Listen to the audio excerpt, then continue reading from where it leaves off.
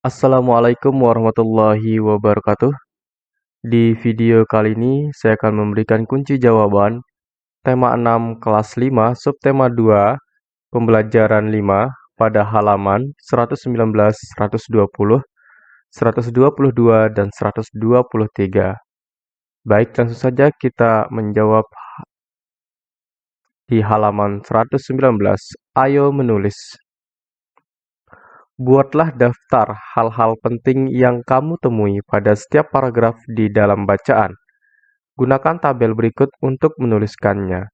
Gunakanlah kalimat lengkap dan kata-kata baku dengan tepat. Paragraf pertama. Hal-hal penting dari bacaan, yaitu kalor dari panas matahari tidak dapat berpindah secara konduksi. Paragraf kedua. Hal-hal penting dari bacaan, proses perpindahan kalor yang tidak memerlukan zat perantara dinamakan radiasi. Paragraf ketiga. Hal-hal penting dari bacaan paragraf ketiga yaitu warna hitam merupakan penyerap kalor radiasi yang paling baik. Masih di halaman 119, kita baca di bawah yang tadi, tabel tadi. Lalu, buatlah sebuah diagram yang menjelaskan isi bacaan di setiap paragraf seperti yang telah dicontohkan pada pembelajaran kedua. Tentukanlah pokok pikiran dari setiap paragraf dalam bacaan. Buatlah garis dari judul bacaan yang mewakili pokok pikiran dari bacaan ke arah pokok pikiran dari masing-masing paragraf. Berilah keterangan bagaimana isi baca berhubungan dengan pokok pikiran di setiap paragrafnya. Lakukanlah bersama dengan teman sebangkumu. Buatlah diagrammu pada tempat yang disediakan di bawah ini. Baik, contoh diagramnya seperti ini. Diagram perpindahan kalor secara radiasi. Perpindahan kalor secara radiasi. Pertama kita ke atas, kalor dari matahari merambat ke bumi tanpa melalui zat perantara. Radiasi adalah perpindahan kalor yang tidak memerlukan zat perantara. Saat berada dekat dengan api, panas berpindah tanpa zat perantara. Kemudian, memakai baju hitam di siang hari terasa panas karena warna hitam menyerap panas. Selanjutnya, memakai baju hitam di malam hari terasa dingin karena baju menyerap panas tubuh. Selanjutnya, yang terakhir, kalor dari panas matahari tidak dapat berpindah secara konduksi dan konveksi. Kita lanjut ke halaman 120. Berdasarkan pemahamanmu terhadap bacaan di atas, jawablah pertanyaan berikut ini. Soal pertama, apakah yang dimaksud dengan perpindahan panas secara radiasi? Jawabannya adalah proses perpindahan kalor yang tidak memerlukan zat perantara. Soal nomor 2, apakah perbedaan utama perpindahan panas secara radiasi dengan perpindahan panas secara konveksi? Jawabannya,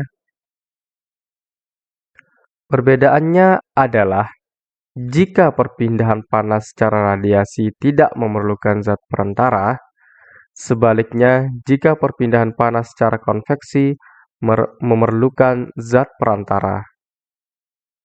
Kita lanjut ke soal nomor 3. Apakah perbedaan utama perpindahan panas secara radiasi dengan perpindahan panas secara konduksi? Perbedaannya adalah panas secara radiasi tidak memerlukan zat perantara, sedangkan konduksi memerlukan zat perantara berupa benda logam. Soal nomor 4.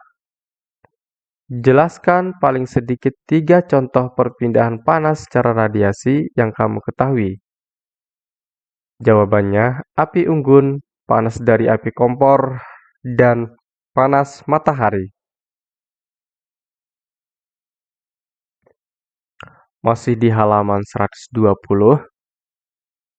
Jelaskan diagram yang kamu buat dengan menjelaskan hubungan setiap pokok pikiran yang kamu temukan di dalam bacaan tersebut di dalam kelompok kecil. Bandingkanlah hasil pekerjaan temanmu yang lain. Lakukanlah diskusi ketika ada pertanyaan di dalam kelompokmu. Lalu tuliskan pemahamanmu tentang isi bacaan dalam tulisan satu paragraf. Gunakan kalimat lengkap dan kata-kata baku.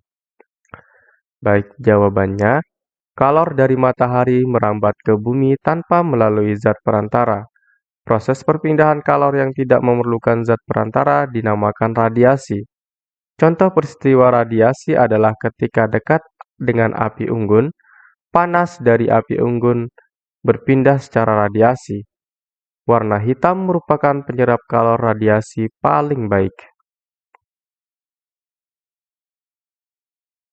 Kita lanjut ke halaman 122. Sebelum di halaman 122 ini, di halaman 121, ada percobaan yang perlu kalian lakukan. Kemudian setelah percobaan, baru diberikan pertanyaan di halaman 122. Baik, kita jawab pertanyaan di halaman 122. Soal nomor 1. Apa yang kamu rasakan ketika kamu mendekatkan tangan ke nyala api pada jarak 2 cm? Terasa sedikit panas. 2. Apa yang kamu rasakan ketika kamu mendekatkan tangan ke nyala api pada jarak 4 cm?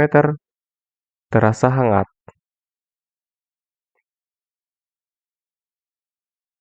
Soal nomor 3. Apa yang kamu rasakan ketika kamu mendekatkan tangan ke nyala api pada jarak 8 cm? Jawabannya, hangatnya tidak begitu terasa. Soal nomor 4.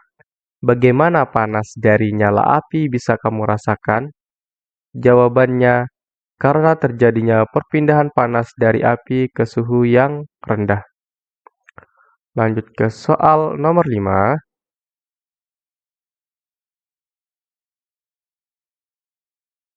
Apakah nama perpindahan panas yang terjadi pada percobaan di atas? Jawabannya, radiasi. Soal nomor 6. Sebutkan 3 contoh perpindahan panas lain secara radiasi yang terjadi di sekitar kita. Jawabannya, api unggun, sinar matahari, api dari lilin, api dari kompor. Kita lanjut ke halaman 123.